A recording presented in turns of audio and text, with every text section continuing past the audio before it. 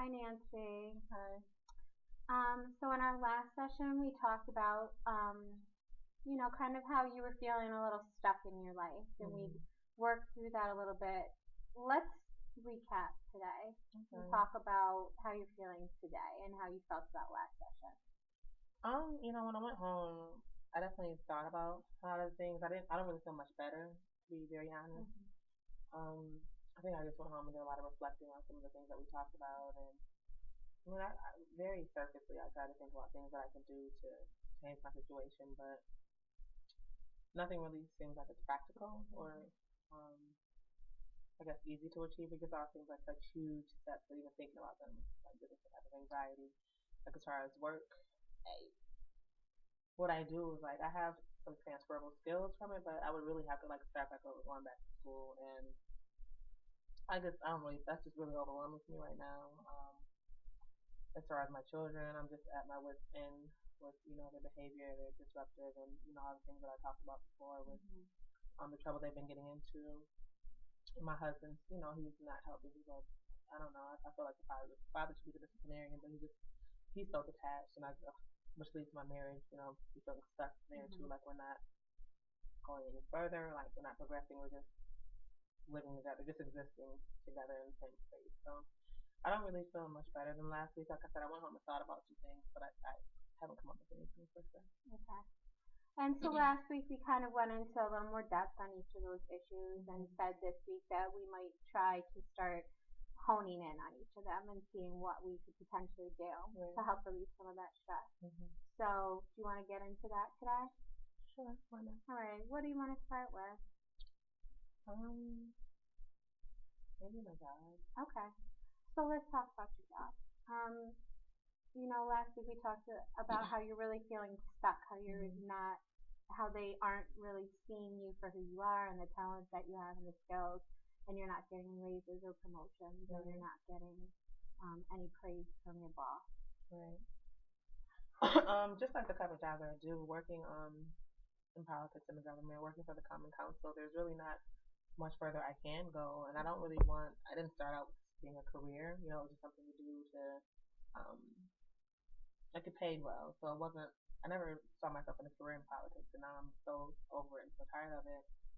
I really wouldn't know where else to go besides politics, and I don't want to go work for like a state agency, a state Mm-hmm. politician or any other level of politics. But like, there's not really many places I can go where I can say that I write resolutions or Mm-hmm. so those skills I don't know how transferable those skills are. And with that job, I don't know about school, and I don't know which kind of school I would attend, where I would go, that Mm-hmm. would work with my school schedule, things like that.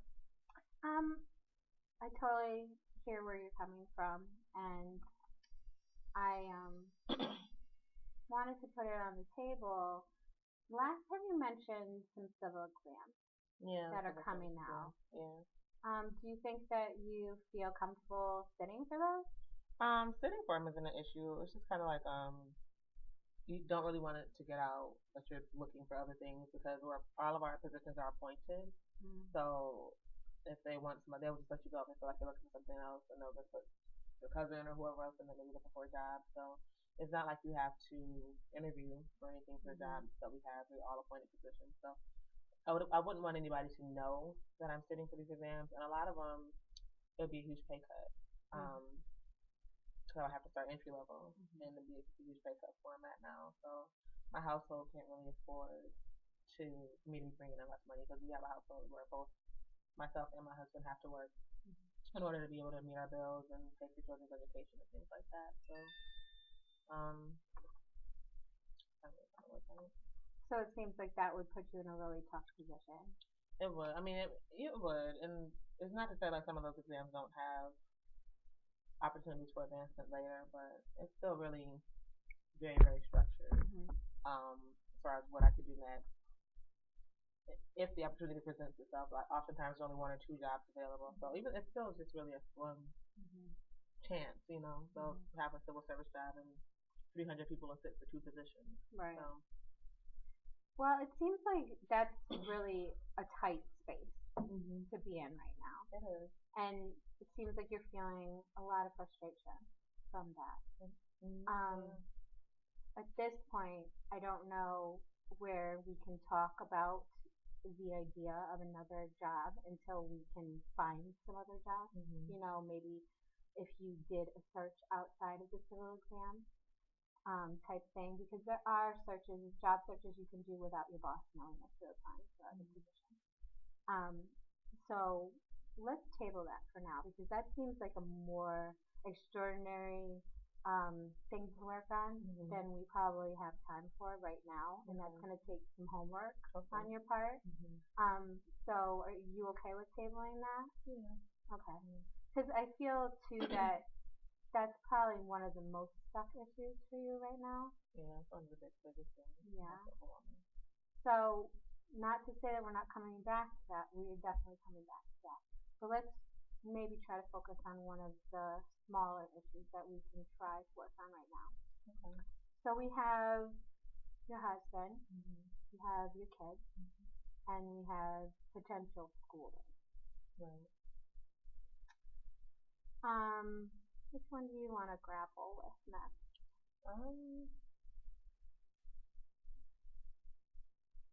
Maybe the kids. Okay. So they're still acting up. Yeah, they're still acting out. Not really listening, not coming home when they're supposed to, or not coming home at all. Um, I think my son may be using some drugs. I don't know, marijuana, something. He's just out of it sometimes and just not himself. Daughter's being very, very rebellious, very disrespectful.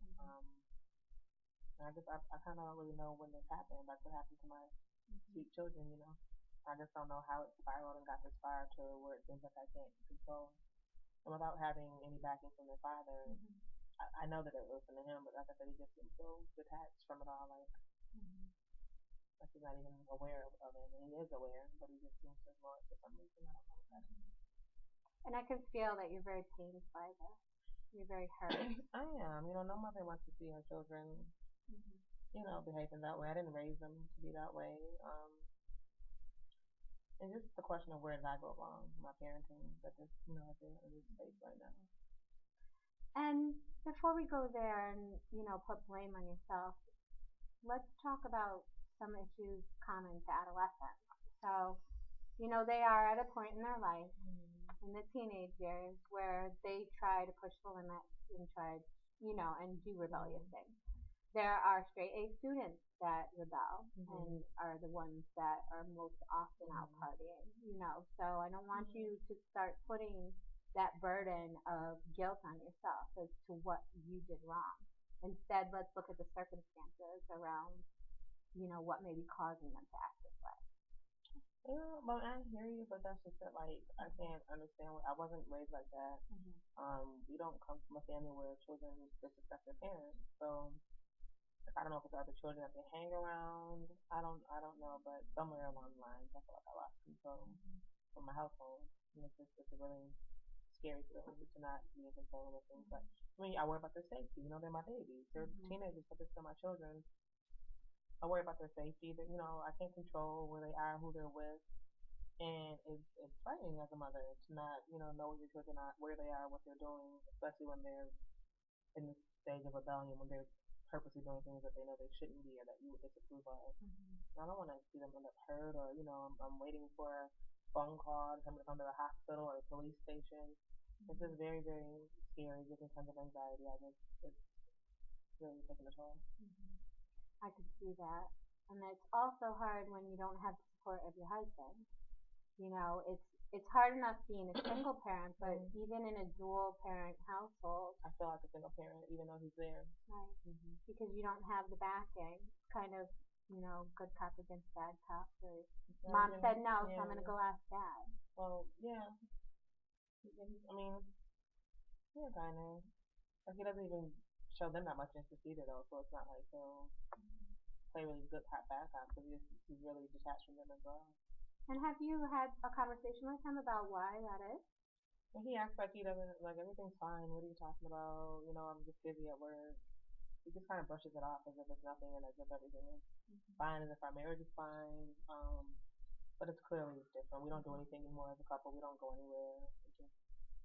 share the same space as me. And have you had any conversations with your children about your relationship with your husband? Well, no, I don't feel like that's any of their business. Why I bring it up is because sometimes children act out if they see a detachment happening in the house. And so a lot of times, just like you said, as adults, you don't feel like it's the business of the children to know what's going on in your marital life. However, sometimes that has repercussions on the kids that you don't notice. And so that's why I bring it out to question it that way. Maybe they're seeing that angst and stress between you guys, and you're not realizing that they're seeing it, and that may be a cause for them acting out. I mean, but if anything, it's not like they're like 5 and 6 year olds can't express themselves properly. I would feel like they would be supportive of their mother. You know what I mean? Not make things even more difficult for me. Because, they're smart kids. They get it. So I don't understand why. I don't know. I feel like that's a contributing factor because I feel like I just don't know if that's a contributing factor to anything. Something else that you may want to consider is that children act out in different ways. And it's not necessarily anything that they're using to hurt you, but rather to take care of themselves. So it may be I that. still take care of them though. Oh no, not in. I don't mean in that sense. Okay. I mean in taking care of their emotions.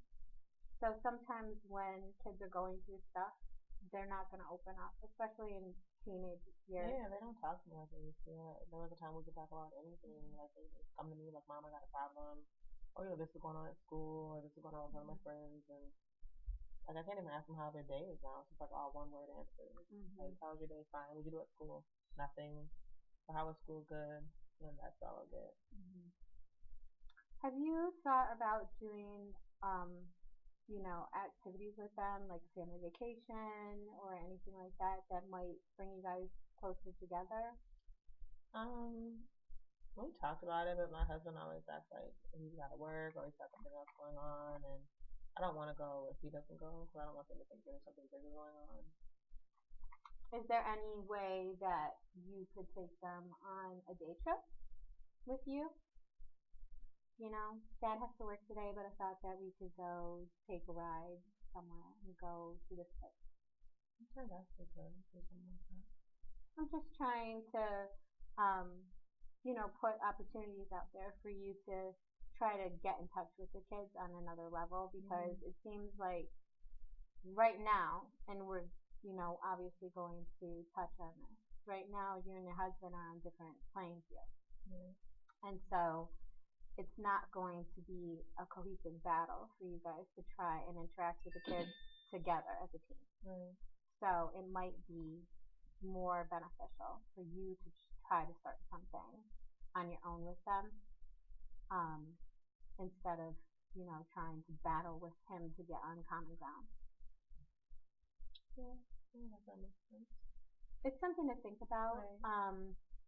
After these sessions, like you said, you go home and reflect on that, and you'll come back next time and we'll talk about how you're feeling about trying things. And, as you reflect, you might think about some things that you could try as well. So it's all about, it's going to be a trial and error process. We're not sure why the kids are acting this way. I can't sit here and say, I know your kids for sure, and this is why they're doing that.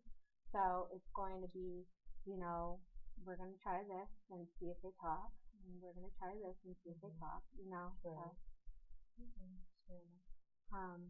But, as we work forward with our homework assignments and you going home and reflecting on that, you can start to think about some of those things and what really are your goals about getting to your kids, because I know that you are feeling really hurt by that, and you do want to provide for your kids as a mother and take care of them. So I'm going to try to help you through that process, but it's all going to be your choices, and it's going to be how you want to go about doing it and how you think is going to be best for your kids.